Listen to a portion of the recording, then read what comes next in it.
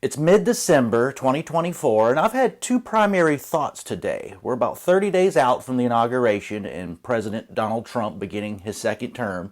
And during that time, and the time we're in right now in which I'm speaking, the Biden administration seems to be, or whoever's running Joe Biden these days, seems to be bending over backwards to escalate the conflict between Russia and Ukraine. It's getting scary. We're inching nearer and nearer to World War III.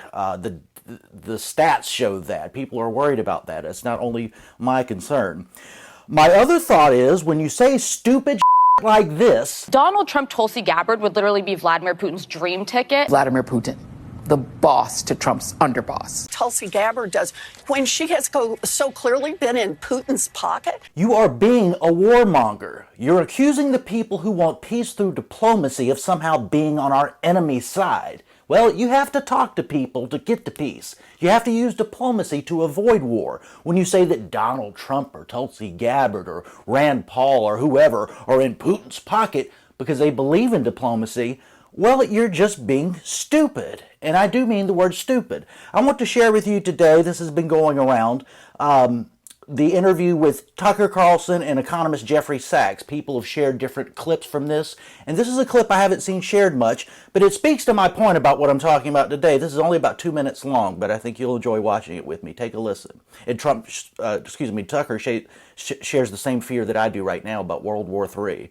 I've never felt more uneasy than I have in the last few weeks during this period between the election and the inauguration, and it doesn't seem like it is a fact that the outgoing administration is trying to accelerate conflict to leave the incoming administration in charge of a bunch of different wars, especially with Russia. Biden's administration has been a complete, shocking disaster, which has brought us closer to nuclear war, brought us into more conflict, didn't have one iota of diplomacy. I don't count diplomacy meaning you go talk to a junior ally. I mean diplomacy meaning you talk to someone on the other side to figure out how to appear not power. to escalate. Exactly. And we know, you know very well, and you heard it recently from the Russian foreign minister, that our Secretary of State and the Russian foreign minister have not spoken at all for years. This is the most mind-bogglingly stupid approach to our security and survival imaginable. And as far as we know, and this is what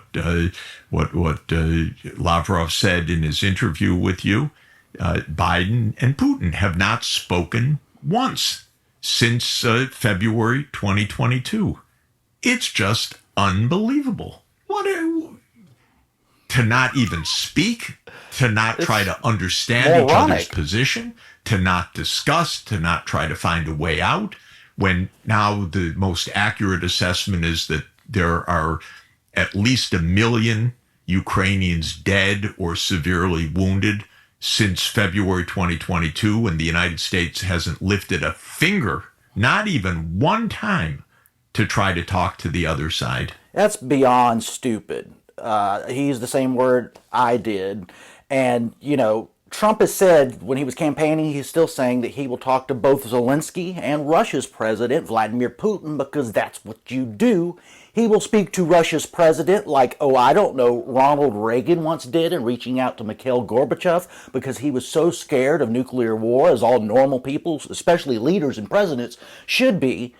Donald Trump, hopefully, if he keeps his promise, will speak to Putin about ending this war in the same way that John F. Kennedy spoke to Nikita Khrushchev during his presidency because he was scared of the Cold War and what might come out.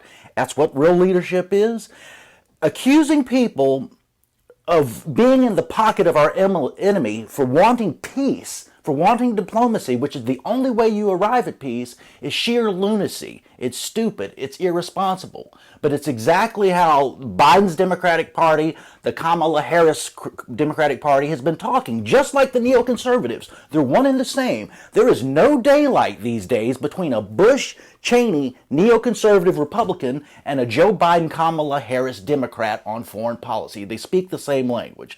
So when you see all these Democrats and neocons, never Trump Republicans and saying, oh, Tulsi Gabbard's in the pocket of Putin and so is Donald Trump. Just know that they're asking for war. They are warmongering. They want war. And they will never put it that way, but always remember that's what they're doing. Thank God we might have some leadership to go in the other direction finally.